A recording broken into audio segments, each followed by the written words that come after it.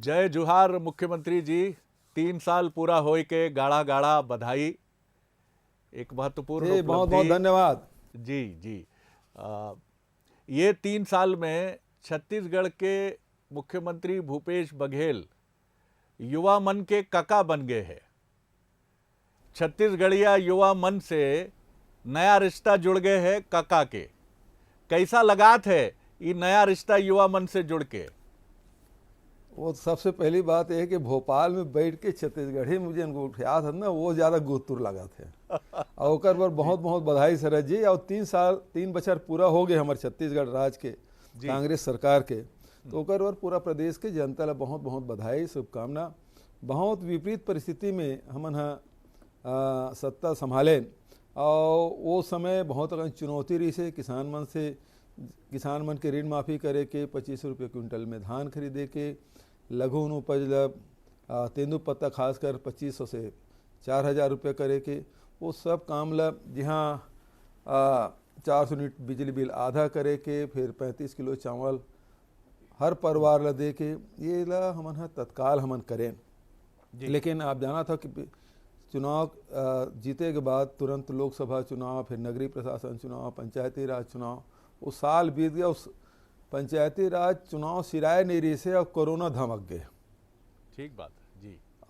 और कोरोना लगातार 2 साल तक के हमला परेशान करी, पूरा दुनिया परेशान करे। और अभी भी जिन तीसरा जिन लहर है ओकरो आहट सुनाई दे थे। और कल WHO के पाल साहब घोषणा करे कि बहुत तेज़ी से संक्रमित होते, तो एक चिंता का विषय तो वो है। लेकिन ये बीच में लगातार आम जनता के हित में किसान के, आदिवासी मन के, अनुसूचित जाति के, महिला मन बर, नौजवान मन बर, व्यापारी और उद्योग बर लगातार हमार सरकार काम करत रही। तो ये जिन विपरीत परिस्थिति में भी काम के दबाव में भी निर्णय लेके हमन आम जनता ला सहूलियत देख काम करे हैं, वो बहुत बड़ी उपलब्धि है। बिल्कुल आपने ये ठीक कहा है भूपेश जी कि आपने एक प्रतिबद्धता, कमिटमेंट, एक पूरा शो किया है। और यही वजह है कि आपकी चर्चा, छत्तीसगढ़ सरकार के कामकाज की चर्चा देश में भी हुई है। मुझे ये बताइए कि जैसा आपने छत्तीसगढ़ को एक अलग सोच के साथ, अलग सोच मैं इसलिए कहूँगा कि महात्मा गांधी के ग्राम स्वराज्य की बात तो हम करते हैं, लेकिन उसकी एक बहुत ठोस संकल्पना समझ में नहीं आती है। कहने वाले ये भी कहते हैं कि गाय और गोबर का जितना गौठान और गोबर के इस्तेमाल की जो आपकी योजना है, ये दरअसल मूल रूप से राष्ट्रीय स्वयंसेवक संघ का भी विचार कुछ इसी तरह का है। और उसने आपकी सरकार की, आपके कामकाज की, इसको लेकर सराहना भी की है। कैसे आप और देखते हैं, 3 साल पूरे हो गए हैं, आगे आप किस तरह से गांव विकास की धुरी बने, इसके लिए आपकी क्या संकल्पना है? देखिए, गांधी के जो ग्राम स्वराज है उसमें समूह का स्वावलंबी होना जी, व्यक्ति का आत्मनिर्भर नहीं बल्कि समूह का स्वावलंबन की ओर आगे बढ़ना। और यही कारण, उसी को हम लोग ध्यान में रखते हुए छत्तीसगढ़ में गांधी जी के 185 वर्षगांठ के अवसर पर सुराजी गांव की घोषणा हमने की थी। और उसमें अभी तक के हमारे 11,000 पंचायत में से 7,777 गौठान हमने निर्मित किया है। और उस गौठानों में जहाँ 5 एकड़ ज़मीन गौठान के लिए आरक्षित किया है, वहाँ 5 से 10 एकड़ जो ज़मीन है उसे चारागाह के लिए विकसित किया है।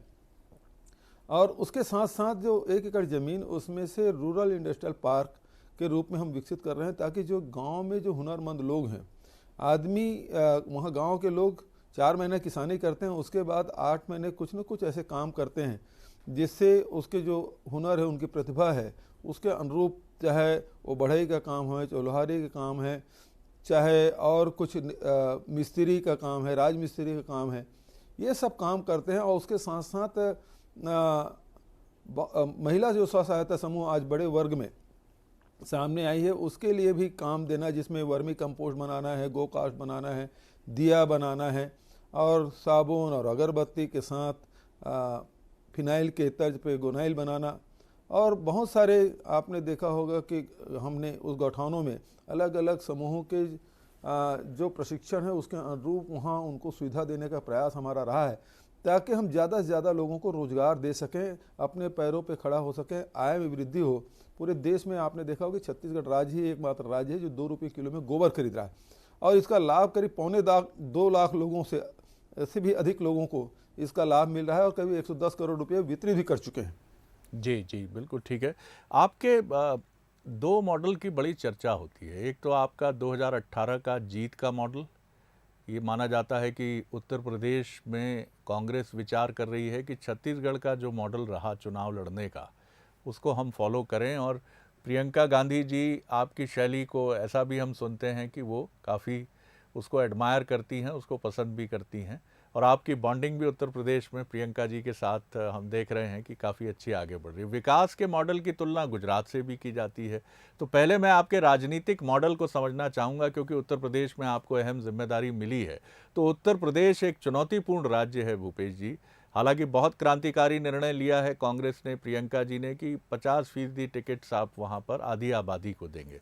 किस तरह से आप छत्तीसगढ़ के राजनीतिक मॉडल को उत्तर प्रदेश में देखते हैं, या उत्तर प्रदेश में कांग्रेस के मॉडल को देखते हैं? जी देखिए, जो कांग्रेस पार्टी की शुरुआत से जो विचारधारा रही महात्मा गांधी से लेकर आज तक के, जी उसमें श्रम को महत्व दिया गया है। जो मेहनत कश लोग हैं उसको सम्मानित करने का काम किया गया है, चाहे वो बुनकर हो, चाहे खेतीहर मजदूर हो, चाहे किसान हो, चाहे वो सफाई कर्मचारी हो, इन सबको महत्व दिया गया है। मतलब श्रम के सबसे ज़्यादा पूजा और सम्मान देने का काम कांग्रेस पार्टी ने किया है, और इसे लगातार कांग्रेस पार्टी आम जनता के मुद्दों को लेकर लड़ाई लड़ती रही है। यही भारतीय जनता पार्टी से हमको अलग करती है। भारतीय जनता पार्टी में श्रम का कोई महत्व नहीं है। जो उनके लोग हैं वो इन जो श्रम करने वाले हैं उसको कैसे शोषण किया जाए, कैसे भावनात्मक रूप से अपने ओर किया जाए, और कैसे षड्यंत्र, चाहे वो षड्यंत्र करना क्यों ना पड़े, और इस प्रकार से भावनात्मक शोषण करके ही अपने तरफ लाते हैं। तो अपने मुद्दे पे वो लड़ाई लड़ते हैं। हमारी कांग्रेस पार्टी की जो विचारधारा है वो आम लोगों के मुद्दे पे लड़ाई लड़ती है। यही अंतर है, और इसको हमने छत्तीसगढ़ में लागू किया। और वही बात प्रियंका जी लगातार उत्तर प्रदेश में, चाहे किसान का मुद्दा हो, चाहे वो दलितों का मुद्दा हो, चाहे महिला का मुद्दा हो, चाहे वो श्रमिकों का मुद्दा हो, उन सब मुद्दों को लेकर वो आगे बढ़ रहे हैं और काफ़ी लोकप्रिय भी हो रही हैं। एकमात्र राजनीतिज्ञ हैं जो सड़कों पे लड़ाई लड़ रही है दूसरे दल की अपेक्षा। जी जी, आपका जो डेवलपमेंट का मॉडल है, क्या आप अनुभव करते हैं कि ये कुछ गुजरात मॉडल, छत्तीसगढ़ का मॉडल और गुजरात मॉडल कुछ आपस में मिलते जुलते हैं, या ये आपको लगता है कि आपकी अपनी ही सोच है छत्तीसगढ़ के विकास और उसकी जनता की आकांक्षाओं को देखकर? देखिए, गुजरात के मॉडल और छत्तीसगढ़ के मॉडल में अंतर है। गुजरात का मॉडल निसंदेह प्रधानमंत्री नरेंद्र मोदी का मॉडल है, जिसको 7 साल हो गया, जिसको 7 साल पहले बेचना शुरू किया और पूरे देश में उसको बेचा और सत्ता में आया 2014 में। लेकिन अब तक के गुजरात मॉडल लोगों को समझ नहीं आया है। जो समझ आया है वो यही आया है कि जो अमीर है वो और अमीर होंगे, गरीब है वो और गरीब होंगे। जबकि कांग्रेस छत्तीसगढ़ का जो मॉडल है वो महात्मा गांधी का मॉडल है, ग्राम स्वावलंबन का मॉडल है, ग्राम स्वराज्य का मॉडल है। हर आदमी को, हर व्यक्ति को समूह में काम करके वो अपने आप को स्वावलंबी बनाए, आत्मनिर्भर हो, ये गांधी जी का रास्ता है। और गांधी जी का रास्ता ये भी है कि पूरे भारत की जो आत्मा है वो गांव में बसती है, और गांव यदि मजबूत होगा तो हमारे शहर और पूरे देश मजबूत होगा। और उसी तर्ज पे छत्तीसगढ़ में चाहे जंगलों में रहने वाले लोग हों, चाहे मैदान में रहने वाले लोग हों, उसको ताकत देने का काम, आर्थिक रूप से मजबूती, शैक्षणिक रूप से उसके व्यवस्था, और साथ ही स्वास्थ्य की व्यवस्था भी हम लोग लगातार कर रहे हैं। भूपेश जी, आपने जिस तरह से काम किया है राष्ट्रीय राजनीति में, आप एक कांग्रेस के मजबूत लीडर के तौर पर भी उभरे हैं। हालांकि आपने अभी तक अपनी कोई इच्छा जाहिर नहीं की है कि राष्ट्रीय राजनीति के फलक पर भी आपको उभरना है, लेकिन छत्तीसगढ़ सबसे मजबूत विजय दर्ज कराने वाला राज्य रहा 2018 में, और आज भी कांग्रेस के सबसे मजबूत गढ़ों में देश में शामिल है, जो चुनिंदा गढ़ कांग्रेस के पास है। मैं ये सवाल आपसे राष्ट्रीय राजनीति के परिप्रेक्ष्य में इसीलिए कर रहा हूँ, क्या आपको लगता है कि कांग्रेस में कुछ अधिक लोकतंत्रीकरण की जो व्यवस्था है वो कई बार चुनौती बनती है? अच्छे भले राज्य चलते रहते हैं, लेकिन कोई शगुफा ऐसा छिड़ जाता है, कौन छेड़ देता है, क्यों छेड़ देता है, इस पर मैं नहीं जाऊँगा, लेकिन जब अच्छा कामकाज चल रहा है, इसके बीच में पंजाब में कुछ आवाज़ें आने लगती हैं, इसके पहले भी कुछ राज्यों में कुछ चुनौती और कुछ कठिनाइयाँ हुई, छत्तीसगढ़ से भी कुछ स्वर आ जाते हैं। क्या आपको लगता है ये अधिक लोकतंत्र की वजह से होता है या कुछ और कारण लगता है आपको? देखिए, राजनीति में उतार चढ़ाव आते रहते शरद जी, जी, और इस उतार चढ़ाव को स्वाभाविक रूप से लेना चाहिए। जी, और यदि इसमें जहाँ परिवर्तन की गुंजाइश है वहाँ परिवर्तन किया जाता है, जहाँ परिवर्तन की गुंजाइश नहीं है, जहाँ जी, आवश्यक नहीं है वहाँ नहीं किया जाता। और जी, जहाँ से छत्तीसगढ़ के, जहाँ तक मेरे मतलब जैसे आपने कहा कि राष्ट्रीय राजनीति में, तो जी, कांग्रेस पार्टी के अध्यक्ष श्रीमती सोनिया गांधी जी, राहुल जी ने एक नया प्रयोग किया कि स्टेट में रहते हुए दूसरे राज्यों में मत एक राष्ट्रीय एक प्रदेश में भी ले जाने की कैसे किया जाए। मुझे पहले झारखंड की जिम्मेदारी दी गई थी, फिर विदर्भ का भी मैंने चुनाव प्रचार किया, बिहार का भी किया, आसाम के भी वहाँ भेजा गया, और अभी उत्तर प्रदेश। तो स्टेट में रहते हुए भी जो राष्ट्रीय कार्यक्रम है, राष्ट्रीय स्तर की जो जिम्मेदारी है वो भी दी जा सकती है। एक नए प्रकार के प्रयोग मैं इसमें देखता हूँ। बहुत इम्पॉर्टेंट बात आप कह रहे हैं। ये हम पहली बार, मैं जहाँ तक मैं अपनी बात करूँ तो मैं पहली बार ये सुन रहा हूँ कि कांग्रेस एक इस तरह के प्रयोग को लेकर चल रही है जो अपने मजबूत राज्य स्तर पर काम करने वाले मुख्यमंत्री स्तर के नेताओं और अन्य नेताओं को वो राष्ट्रीय स्तर पर भी एक, क्योंकि ये काफ़ी अच्छी सोच है आगे की दृष्टि से। सर, मैं आपकी साफगोई को हमेशा याद करता हूँ, आपकी बेबाकी, आपकी निडरता, आपकी निश्चिंतता, इसका जिक्र हमने कुछ और मंचों पर भी किया है। मुझे याद आता है कोरोना के समय आपसे किया गया इंटरव्यू, जिसमें आपने कहा था, जब मेरा प्रश्न आपसे था कि भूपेश जी मुझे ये बताइए कि क्या मैसेज आप देंगे, तो आपने कहा हम क्या मैसेज देंगे, हम नेता तो इस समय रैलियों में व्यस्त हैं, क्योंकि उस समय भी कुछ चुनावों का मंजर था। तो आपने कहा कि अंतर जो हो जाता है कथनी करने का, वो मुश्किल पैदा करता है। आज हम देश में देख रहे हैं कि ये बहुत बढ़ रहा है और दो पार्टियों के बीच, यानी कांग्रेस बीजेपी के बीच की लड़ाई कटु, कर्कश, कड़वी होती चली जा रही है। ऐसे में संभलना तो पड़ेगा भूपेश जी। मैं नहीं कहता कि ये सिर्फ कांग्रेस की जिम्मेदारी है या ये सिर्फ बीजेपी की जिम्मेदारी है, लेकिन महापुरुषों को लेकर जिस तरह से बातें हो रही हैं, नेताओं को लेकर हमले हो रहे हैं, दोनों ही पार्टियां बहुत संजीदा नेताओं से भरी हैं। जी, देखिए, आपको दोनों पार्टी के जो विचार है उसके मूल में जाना होगा। जी, कांग्रेस पार्टी हमेशा भाईचारा के, प्रेम के, सहिष्णुता के, एक दूसरे के सम्मान के, और तो और यदि राजनीतिक रूप से यदि आप अलग विचारधारा के, उसके प्रति सम्मान के भाव, जी, यह कांग्रेस की शुरू से परंपरा रही। हम दूसरे के भी सम्मान, विचारों को उतना ही सम्मान करते हैं, असहमति का भी सम्मान। लेकिन भारतीय जनता पार्टी की जो राजनीति है उसके मूल में आप देखेंगे तो उसमें हिंसा है, नफरत है, घृणा है, और उसी के आधार पर वो आगे बढ़े हैं। तो वो सत्ता में शीर्ष में बैठ के भी कभी भाईचारा की बात नहीं कर सकते, कभी प्रेम की बात नहीं कर सकते। वो जब बात करेंगे तो घृणा की बात करेंगे, षड्यंत्र की बात करेंगे, हिंसा की बात करेंगे। अभी किसान आंदोलन कर रहे थे 14 महीने तक, ये लोग खूब दुष्प्रचार किए उनके खिलाफ कि ये थलुआ हैं, ये पाकिस्तानी और चीन परस्ती हैं, ये आतंकवादी हैं, ये आंदोलन जीवी हैं, पता नहीं क्या क्या आपने उसे कहा। लेकिन आज स्थिति फिर क्या बदली? 14 महीने बाद वो काले कानून वापस लेने पड़े और माफी भी मांगनी पड़ी। तो ये आप किसी भी, यदि आपके विचार नहीं जम रहे हैं और प्रजातंत्र में यदि वो आंदोलन करें, अपनी मांग रखें, तो इसका मतलब ये नहीं है कि आप उसे बदनाम कर दें। आप अपने विचार रखें कि आप क्यों इस कानून को लाए हैं। जी, और ये हास्यास्पद है कि भारत सरकार ये कहती है कि हम लोगों को, कुछ किसानों को हम नहीं समझा पाए।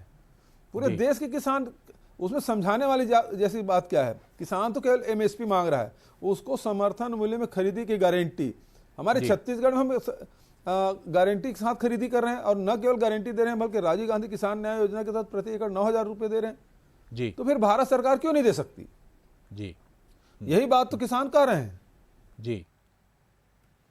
तो ये आप मानते हैं कि ये एक बड़ा विचारधारा का अंतर है जो कहीं ना कहीं कन्फ्रंटेशन का या टकराव का कारण बन रहा है।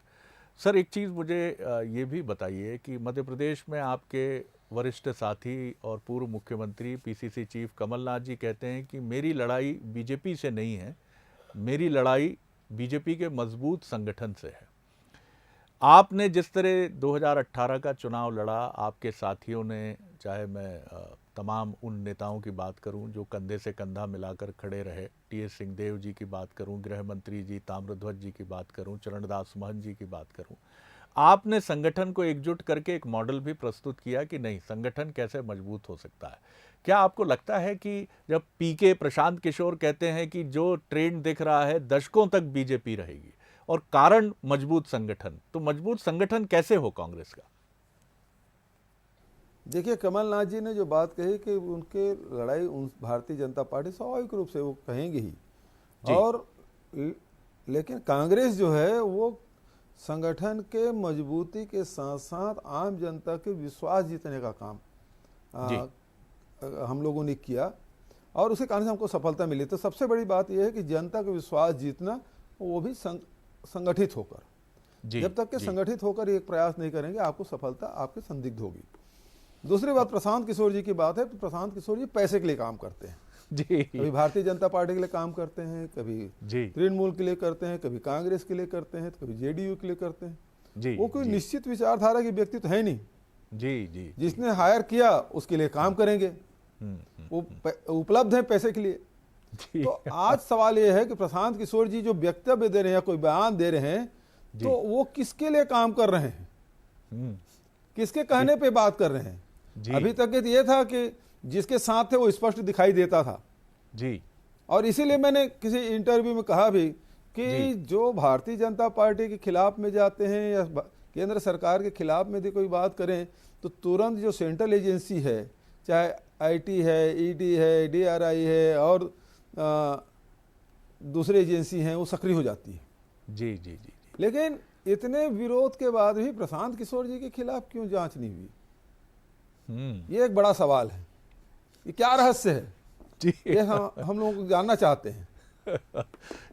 ये जो सवाल आप खड़ा कर रहे हैं, ये सवाल निश्चित तौर पर आपने एक पॉलिटिकली ही, भले ही मैं इसको आपका एलिगेशन मानूं, लेकिन एक सवाल आपने खड़ा करने की कोशिश की है। ये भी मैं आपसे जानना चाहूँगा कि 3 साल बहुत चुनौती के 3 साल, क्योंकि कोरोना की 2 लहरें और तीसरी लहर की फिर आशंका, जैसा बखूबी आपने कहा। इसके बीच में कई सारी चीज़ें मन में रह गई होंगी, लेकिन एक राजनेता और आप जैसा राजनेता जो उम्मीद से भविष्य की तरफ देखता है, भूपेश बघेल जी के मन में अब क्या है छत्तीसगढ़िया के लिए, छत्तीसगढ़ के लिए? देखिए, छत्तीसगढ़ी स्वाभिमान और छत्तीसगढ़ी अस्मिता के लिए हम लोग लगातार काम करते रहे हैं, और आज हमारे सरकार बनने के बाद ही लोगों को एहसास हो कि छत्तीसगढ़ में हमारी सरकार है जी। तो छत्तीसगढ़िया अस्मिता को बढ़ाने के लिए हमने काम किया, और सभी वर्गों को, इसमें किसी के साथ लड़ाई नहीं है बल्कि सबको सम्मान देने का काम, सबको अवसर देने का काम। जहाँ तक कोरोना काल के समय की बात है, तो निश्चित रूप से हम राजनीतिज्ञ लोग हैं, वो जनता के बीच में हमेशा जाते रहते हैं, कार्यक्रमों में रहते हैं, शादियों में जाते हैं, गमी में जाते हैं, लोगों से मिलते हैं। लेकिन इस कोरोना काल में ये सब चीज़ छूट सा गया था बंद हो गया था।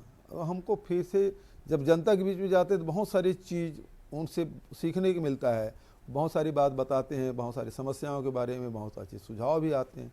तो वो सब काम फिर से हमको करने होंगे, और फिर से छत्तीसगढ़ को मजबूती के साथ खड़ा करने का हमारा प्रयास होगा। 2 छोटे छोटे सवाल लेकर मैं आपको बहुत धन्यवाद करूंगा आपके व्यस्त समय में। सर, मुझे ये बताइए कि छत्तीसगढ़ अस्मिता की जब बात होती है तो कुछ समीक्षक इसको लेकर चिंता जताते हैं। हालांकि आपका विजन सौहार्द का, गांधीवाद का, सबको साथ लेकर चलने का है, लेकिन कुछ समीक्षक ये कहते हैं कि कहीं ऐसा ना हो कि महाराष्ट्र की तर्ज पर अगर छत्तीसगढ़िया की बात होगी तो कहीं कुछ ऐसी चुनौती न मन में आए कि गैर छत्तीसगढ़िया के लिए छत्तीसगढ़ में कुछ चुनौतियां पैदा हों। इसको लेकर ऐसे लोगों को आप क्या कहेंगे? नहीं, बिल्कुल नहीं। वो जो नफरत और घृणा की राजनीति तो हमारी है ही नहीं जी। हम अपने तीज त्योहार, हमारी जो परंपरा, हमारी जो संस्कृति है, उसको ऊपर लाने की बात है, और उसमें सब लोग गर्व महसूस करते हैं कि हमारे छत्तीसगढ़ में इस प्रकार के भी तीज त्योहार होते हैं, इस प्रकार के कार्यक्रम होते हैं जी, इस प्रकार से आदिवासी नृत्य होते हैं। वो उत्तर के दक्षिण के नहीं जानते थे, दक्षिण में जो रहा उत्तर के लोग नहीं जानते थे। अब उसको हम सब एक जगह समेट के सब दिखा रहे हैं कि हमारी इतनी उच्च परंपराएं, संस्कृति है, 5000 साल हमारे पुरानी संस्कृति है। बिल्कुल, उसको सहेजने के भी काम और उसे उभारने का काम, और विश्व राष्ट्रीय परिदृश्य में भाई, विश्व पटल में भी इसको लाने का हमारे प्रयास। और इसी कारण से शरद जी, आप पूरे आपका इंटरव्यू समाप्ति की ओर है। ये जो पहले छत्तीसगढ़ नक्सलगढ़ के रूप में जाना जाता था, किसी भी पत्रकार का पहला सवाल नक्सल के ऊपर होता था। जी हाँ, आज मुझे खुशी इस बात की है कि शरद जी जैसे तेज तर्रार पत्रकार भी नक्सल के बारे में अभी तक सवाल नहीं पूछे। बिल्कुल भूपेश जी, और मैं बधाई दूंगा इसके लिए आपकी सरकार को, सरकार के मुखिया के नाते आपको। यह आपने बिल्कुल ठीक बात कही है कि छत्तीसगढ़ अब विकास के नए गढ़ के तौर पर देश में देखा जा रहा है। और जैसा अभी देश की एक प्रमुख राष्ट्रीय पत्रिका ने भी आपको बहुत तेज़ी से विकास करने वाले राज्य और ख़ासतौर से रूरल एरिया में जिस तरह से आप आगे बढ़ रहे हैं, वो बहुत महत्वपूर्ण उपलब्धि है। और इसीलिए छत्तीसगढ़ की तरफ पूरा देश ही नहीं बल्कि मैं कहूँगा दुनिया देख रही है इस समय, क्योंकि आपके पास संस्कृति है, आपके पास प्रकृति है, आपके पास माइन खनिज है, और आपके पास अपनी एक बहुत सुंदर संस्कृति है। छत्तीसगढ़िया जैसी मीठी बोली, ऐसा लगता है कोयल की कूक है। जब मैं आपके मुंह से सुनता हूँ या छत्तीसगढ़ के किसी भी व्यक्ति के मुंह से सुनता हूँ तो मुझे लगता है कि जैसे, और गोंडी है, हल्बी है, छत्तीसगढ़ तो गढ़ है सर इन सारी चीज़ों का। कंक्लूड कर रहा हूँ आखिरी सवाल से। प्रियंका गांधी मानती हैं कि भूपेश बघेल जैसे तेज तर्रार नेता को, ऐसा हम सुनते हैं, मैं सुनकर ही जो पत्रकार के सोर्सेज होते हैं, सोनिया गांधी जी भी मानती हैं कि भूपेश बघेल जी बहुत बढ़िया काम 2023 में जनादेश फिर मांगने के लिए जनता के बीच में जाएं। राहुल गांधी जी भी इससे सहमत बताए जाते हैं। मुझे ये बताइए, वो गाना लोग सुनना चाहते हैं, ये दोस्ती हम नहीं तोड़ेंगे और साथ चलता रहेगा। जी जी जी, सिंहदेव साहब की बात कर रहा हूँ, क्षमा करें जी जी जी। तो जय और वीरू सर। जी जी जी। राहुल जी के, प्रियंका जी के, और सबसे बड़ी बात है सोनिया जी का आशीर्वाद, उनका समर्थन, मुझे उनका विश्वास मुझे हासिल है। ये मेरे लिए बहुत बड़ी उपलब्धि है। और उनके सानिध्य में रहकर ही हम लोगों ने छत्तीसगढ़ के संगठन को मजबूत किया और उसी संगठन के माध्यम से ये सत्ता हासिल हुई है। तो निश्चित रूप से राहुल जी का और सोनिया जी का इसमें बड़ा योगदान है। प्रियंका जी के साथ तो अब काम करने का अवसर मिला है और बहुत मैं समझता हूँ कि व्यवहारिक और लोगों के भावनाओं को समझने वाली और उसको सम्मान देने वाली महिला है, और बहुत ही दृढ़ निश्चयी है, साहसी है, पराक्रमी महिला के रूप में। एक जो राजनीति में कमी दिखाई देती थी उसकी पूर्ति प्रियंका जी करेंगी। आपकी दोस्ती सभी से वैसी ही है और वैसी ही बनी रहेगी। जी बिल्कुल बनी रहेगी। वाह वाह। तो ये थे छत्तीसगढ़ के मुख्यमंत्री भूपेश बघेल, आत्मविश्वास से भरे हुए। वो खुद सवाल करते हैं कि शरद जी बताइए, आपने नक्सल पर कोई सवाल क्यों नहीं किया? बात मौजूद है, दुरुस्त है। प्रशांत किशोर जी के लिए वो कहते हैं, खारिज करते हैं कि प्रोफेशनली जो लोग पैसा लेकर मदद करते हैं उनकी टिप्पणी पर बहुत गौर करने की आवश्यकता नहीं है। छत्तीसगढ़िया मन के लिए वो पूरी तरह अपने को डिवोटेड, पूरी तरह से समर्पित करने की बात करते हैं और ये कहते हैं कि किसान ही विकास की धुरी है, जो महात्मा गांधी जी ने कहा था। और हम छत्तीसगढ़ को अधुनातन, आधुनिक और ग्रामीण परिवेश के साथ विकास की दौड़ में आगे लेकर चल रहे हैं। बहुत धन्यवाद भूपेश जी इस चर्चा के लिए, और बहुत बहुत शुभकामनाएं आपको आगे आपके राजनीतिक पॉलिटिकल यात्रा के लिए। बहुत शुक्रिया सर, बहुत धन्यवाद। तो ये थे भूपेश बघेल जी, धन्यवाद। मुझे दीजिए अनुमति, नमस्कार।